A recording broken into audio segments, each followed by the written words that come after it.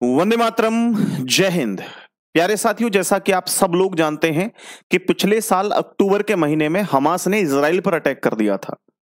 इस अटैक में 1200 से भी अधिक लोग इजराइल के मारे गए थे, जिसके बाद जवाबी कार्रवाई हुई और इजराइल ने अटैक कर दिया फिलिस्तीन के ऊपर।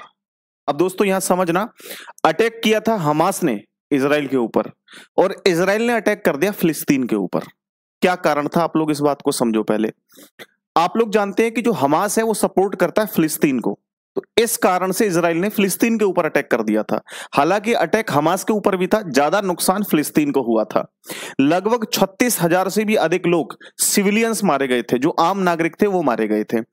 अब ऐसा हुआ, लगातार ये युद्ध बहुत दिनों तक चलता रहा, 4-5 महीने लगातार ये युद्ध चलता रहा, जिसके बाद पिछले 2-3 महीने से हम लोग देखें तो ये जो युद्ध है वो थोड़ा सा जो है कमजोर पड़ गया था, यानी कि अब शांति थी, अब कोई युद्ध नहीं चल रहा था।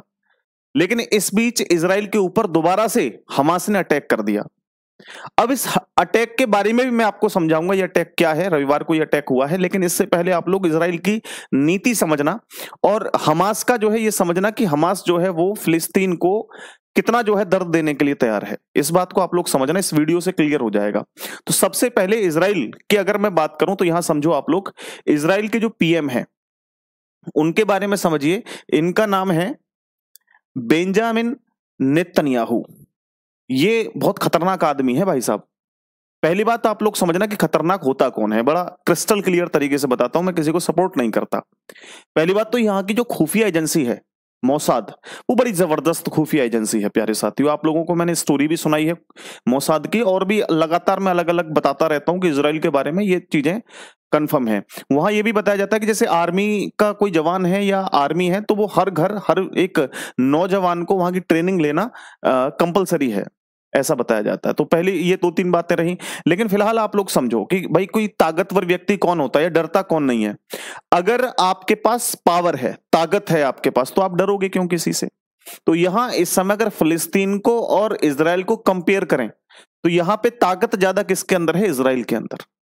आप लोग थोड़ा सा समझिए, ये इजराइल का मैप दिखाया गया है, ये है इजराइल का मैप। इसके पड़ोसी देश इजिप्ट हैं, जॉर्डन है, सीरिया है इधर, ठीक है। हालांकि ये अकेला जो है सबसे टक्कर लेता रहता है।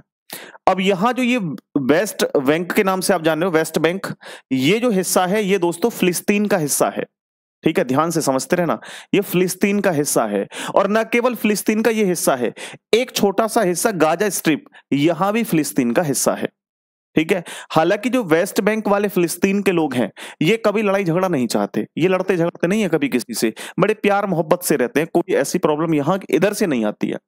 कोई दिक्कत आती है, कोई परेशानी आती है तो वो आती है गाजा स्ट्रिप से। अब गाजा स्ट्रिप से क्यों? क्योंकि आप लोग यहां समझना कि यहां पर जो है एक संगठन काम करता है जिसका नाम है हमास। हमास, और हमास एक आतंकवादी संगठन है। और अगर मैं हमास की बात करूं तो ये एक तरीके से डील कहां से किया जाता है, ये मॉनिटर कहां से किया जाता है, तो ये मॉनिटर भी किया जाता है दूसरे देश से, जैसे कतर से मॉनिटर किया जाता है ये, ठीक है। तो अब यहां समझना, हालांकि अभी क्या किया, इसने अटैक कर दिया इजराइल के ऊपर।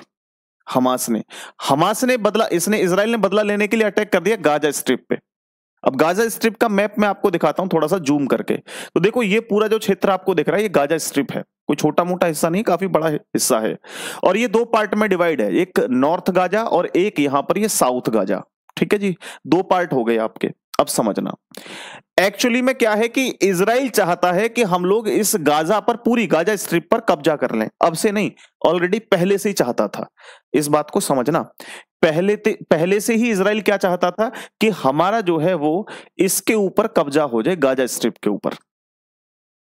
अब कब्जा कैसे किया जा सकता है, यहां तो फिलिस्तीन के लोग रहते हैं, यहां पे एक हमास आतंकवादी संगठन भी काम कर रहा है।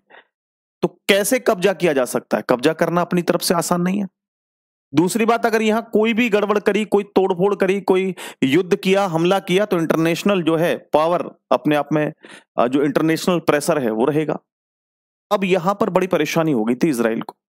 हालांकि बहुत दिनों से सोचे बैठा था कि यार छोड़ो चलो, कई बार छोड़ो चलो, कई बार ये अटैक करना है, इसको लेना है, इस तरीके की चीजें। लेकिन पिछले साल कहीं ना कहीं हमास ने इस चीज को आसान कर दिया इजराइल के लिए। जब हमास ने इजराइल के ऊपर अटैक किया तो अब यहां पर दोबारा से इजराइल ने भी अटैक कर दिया। ले भाई, तूने बहुत अच्छा किया, हम तो ये चाह रहे थे कि तू अटैक करे।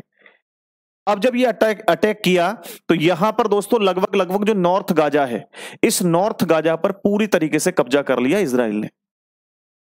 नुकसान किसका हुआ? हमास का? नहीं, फिलिस्तीन के लोगों का।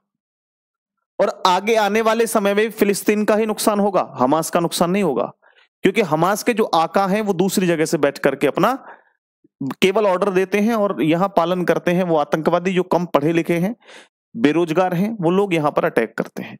अब यहां समझना थोड़ा सा, और अभी अटैक किया है रविवार को हमास ने इजराइल के ऊपर। इस अटैक में बताया गया, इजराइल ने कहा कि 8 से 9 मिसाइल्स छोड़ी गई थी, 8 से 9 रॉकेट्स छोड़े गए थे। और यह काम किया गया हमास के अल कसम ब्रिगेड ने। अल कसम एक ब्रिगेड है आतंकवादी संगठन हमास की। उसने क्या कहा? उसने यह भी कहा कि हमने अटैक किया है, 8 से 9 मिसाइल्स छोड़ी हैं। और क्यों छोड़ी हैं ये भी हम बता देते हैं। तो उन्होंने अपने टेलीग्राम पे ये चीज लिखी है, कहा कि जो इजराइल है उसने फिलिस्तीन के 36,000 से भी अधिक लोगों को मारा है, इसका बदला तो हम लोग लेंगे। तो इसलिए इसने अटैक कर दिया दोबारा से इजराइल के ऊपर हमास ने। अब अटैक हुआ, जवाबी कार्रवाई हुई। हालांकि इसमें इजराइल का कोई नुकसान नहीं हुआ, 8-9 रॉकेट आए। एंटी रॉकेट लॉन्चर जो है ऑलरेडी इजराइल में लगे हुए हैं। अगर कोई भी बाहरी देश की कोई मिसाइल, कोई रॉकेट अगर आता है तो ऑटोमेटिकली वो जो है इजराइल वाले उसे ऊपर ही खत्म कर देते हैं। तो ऐसा ही यहां पे किया गया। लेकिन क्योंकि जवाबी कार्रवाई की गई तो लगभग 5 लोगों को तो रविवार को ही मार दिया था, फिलिस्तीन के 5 लोगों को तो लगभग उसी दिन मार दिया था रविवार को। और लगातार ये कार्यवाही अब इजराइल की तरफ से जारी है। इसमें बताया जा रहा है इजराइल के फिलिस्तीन के 35-36 लोगों को अभी तक जो है निपटाया जा चुका है रविवार से। अब देखिए नुकसान किसको है? नुकसान केवल फिलिस्तीन को है, हमास को कोई नुकसान नहीं है। हमास को कोई नुकसान नहीं है, ना हमास का कोई भी एक तरीके से कह सकते हैं उद्देश्य है। इसका आतंकवादियों का क्या उद्देश्य होता है? कुछ भी उद्देश्य नहीं होता। अब पिछले अगर इनका कोई उद्देश्य ही होता, ये मसीहा ही बन रहे हैं फिलिस्तीन के, तो बैठ करके बातें करते हैं, सपोर्ट लेते दूसरे देशों की, तो शायद कुछ होता। इस तरीके से युद्ध करने से कुछ नहीं होगा। अब इजराइल का कहना यह है कि अब हो कुछ भी, चाहे इंटरनेशनल दबाव हो, चाहे नेशनल दबाव हो, चाहे कैसा भी दबाव हो, हमारे देश में चल रहे हैं दोस्तों प्रदर्शन। क्यों चल रहे हैं? क्योंकि पिछले वर्ष बताया गया था कि हमास ने जब अटैक किया था तो उस अटैक में इजराइल के लगभग 252 से भी अधिक लोगों को जो है वो एक तरीके से बंधक बना लिया था हमास ने, जिसमें से 31-32 लोगों को मार भी दिया। ये मोसाद ने बताया कि 31-32 लोगों को तो मार भी दिया है इसने, इजराइल के लोगों को। अब यहां लगातार जो है वो प्रोटेक्शंस, लगातार प्रदर्शन चल रहे हैं इजराइल के अंदर। अब क्योंकि दोस्तों ये इजराइल के जो प्रधानमंत्री हैं, जो प्राइम मिनिस्टर हैं, वो ये कह रहे हैं कि चलो 252 लोगों को तो आप मार दोगे, लेकिन उतना मारना आसान नहीं है। पहली बात, हम लोग किसी की सुनते नहीं कभी भी। हमें जो काम करना है करना है, पहले से हम छोड़ते नहीं, बाद में हम छोड़ते नहीं। पहले से हम छेड़ते नहीं, बाद में हम छोड़ते नहीं, इनका ये कहना है। तो इनका कहना है कि इजराइल अब इस गाजा स्ट्रिप को लेकर के रहेगा, चाहे नेशनल हो या इंटरनेशनल दबाव हो। अब देखना, आप मेरी बात समझना आप लोग। हालांकि कुछ लोगों को जो फिलिस्तीन को सपोर्ट करते हैं उनको बुरा जरूर लगेगा, लेकिन मैं ईमानदारी से कह रहा हूं कि इजराइल जो है वो इतना पावरफुल है कि ना तो हमास की इतनी पावर है, ना फिलिस्तीन की इतनी पावर है कि इस गाजा स्ट्रिप को रोक सके। हां, हो सकता था कि प्यार से रोक सके, लेकिन इतने अटैक के बाद, इस तरीके से करतूत करने के बाद शायद दोस्तों यहां पर इजराइल जो है इस पे कब्जा करके रहेगा, क्योंकि यहां पे बहुत सारे हिस्से पर, ऑलमोस्ट बहुत सारे हिस्से पर जो है ऑलरेडी कब्जा कर चुका है। यहां पे बहुत कम हिस्सा बचा हुआ है।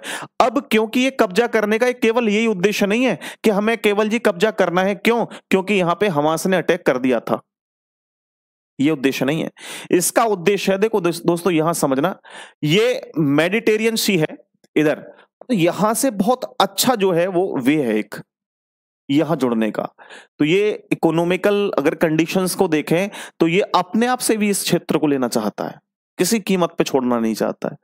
हालांकि कुछ इंटरनेशनल दबाव बन रहे हैं जिसकी वजह से थोड़ा शांत है, लेकिन शायद अब शांत ना रहे। तो दोस्तों मैं ये कहूंगा कि हमास एक आतंकवादी संगठन है। ये कहीं ना कहीं उन फिलिस्तीन के लोगों को, आम नागरिकों को कहीं ना कहीं दुख दर्द पहुंचा रहा है। इसको जो है क्या होना चाहिए, क्या होगा, देखते हैं ये क्या होता है दोस्तों। हालांकि मेरे हिसाब से जो है हमास का काम बिल्कुल गलत है साथियों। ठीक। ठीक है, चलिए बहुत बहुत धन्यवाद। आज की वीडियो में इतना ही। ये खबर आई थी, मैंने सोचा आप लोगों तक पहुंचानी चाहिए। Thank you very much, take care, जय हिंद।